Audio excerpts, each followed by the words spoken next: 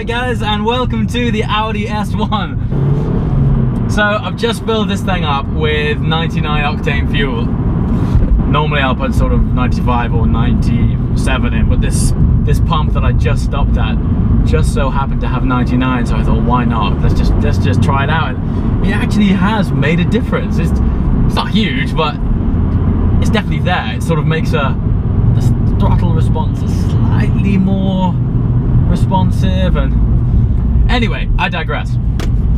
Welcome to the S1. So you're probably wondering where this car sort of sits in my lineup and why I bought it. And I gotta be totally straight, my girlfriend drives this 99% of the time, and that's cool. She totally loves this thing, but it's quite significant to me at the minute because I don't have a manual car. I love to jump in this car whenever I feel like staying on top of heel and toe, or just driving with 3 pedals and a stick. The S1 is inherently super fun. It's 230 horsepower, which, okay, the figures we normally talk about, that doesn't sound that great, but you've got to remember this car is a sort of very small, compact, lightweight car, and 230 horsepower in this thing is actually quite a lot. Now, in normal front-wheel drive cars in this class, 230 horsepower would be crazy, predominantly because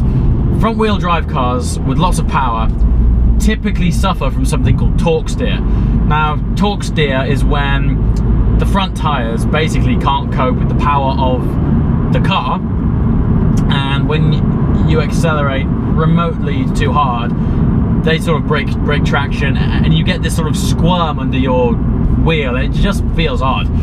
Now, of course, what's unique about the S1 is Audi managed to wedge in their Quattro all-wheel drive system. So what is quite different about the S1? Obviously, essentially, it looks like a pumped-up Audi A1, but what Audi had to do in order to accommodate its Quattro all-wheel drive system was completely redesign from scratch the rear half of this car. You know, they got to squash in an extra diff.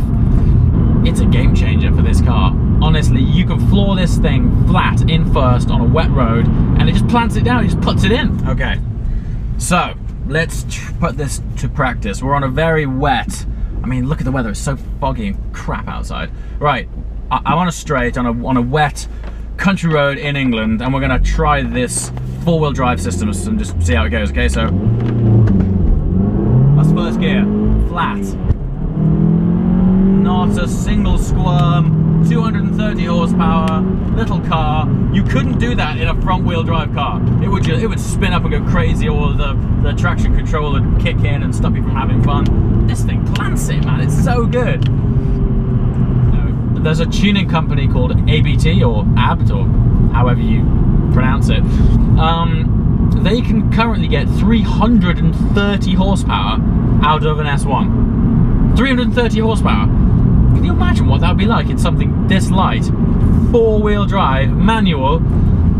It's got to be done, man. You know, it'd be so cool, maybe in sort of 18 months, 2 years, just to give this thing a sort of fresh sense of humor.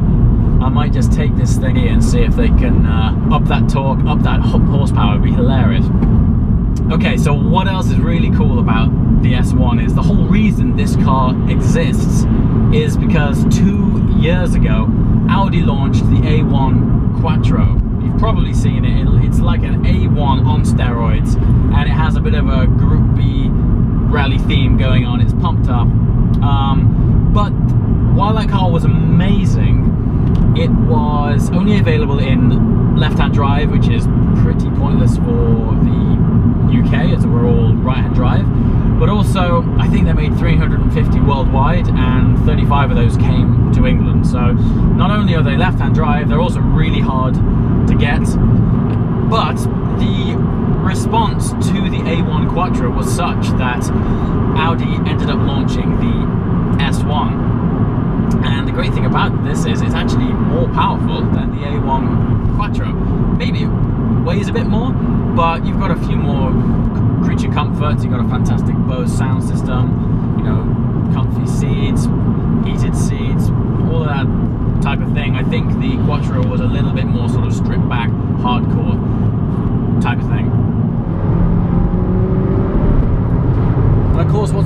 about this thing is, because it's so compact and small, in England we have lots of tight country roads, and you can thread this thing through it like a mosquito, you know, it just flies through.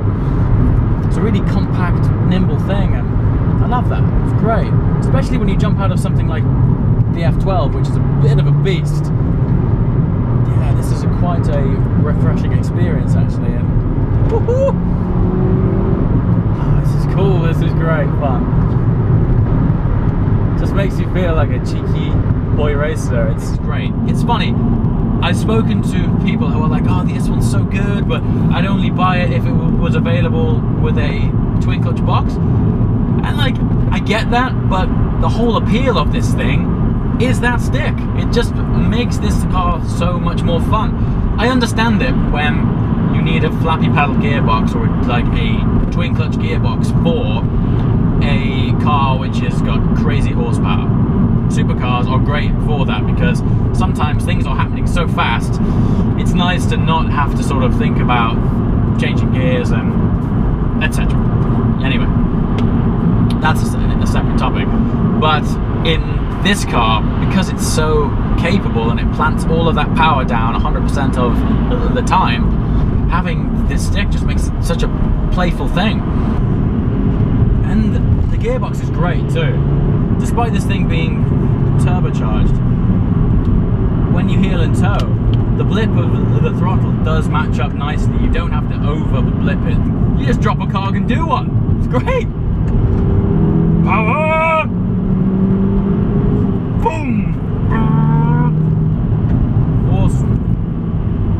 You know what's great about it is, okay, it's first of all it's painted in a vibrant yellow, which Audi call Vegas yellow, and the moment you approach this car, it puts a cheeky grin on your face because it just looks so much fun. This car as well has the Quattro styling kit on it, and I think it elevates the car from what looks, you know, fairly cool to making it like a bit more chunky. It's got like a nice wing on the roof, and it's added this sort of styling parts which, just when you step into it, enhance the environment beyond a sort of normal A1. You've got these sort of like really cool banana yellow wraps around the driver's console here, and red accent highlights, and the headlights are so cool. They're one of the most detailed, cool looking headlights I've seen on any car, which for such a small little fun thing is great. Now of course, this thing is not the cheapest of hot hatches. This particular car as well is coming out at about £30,000, which I know is mental for a small car. In its space, it's not the cheapest of cars, but when you get in this thing compared to other things in this market space, you do feel where that extra cash has gone, and just every touch point is quality. What don't I like about the S1? Well, this I'm sure is just a personal thing, but I don't really gel with these seats. They're okay for like a daily driver, but I don't know. Considering these as well are the sort of sports upgrade seats, they feel more like a chair, you know? They feel like someone's got like quite a plush office chair and put it in this car. And in terms of having like a sporty driving setup, I don't think this seating position really suits it that much. Anyway, it's not a big deal and they look cool. Okay guys, and that was a brief introduction to my little Audi S1. No doubt you're going to be seeing a bit more of this car in future clips, even if it's as a support car for, you know, cameras and stuff on road trips. Yeah, all in all, I can only sing the praises of this car. It's so much fun. Manual gear stick, 4-wheel drive, 230 horsepower in such a lightweight small car. It's a great thing.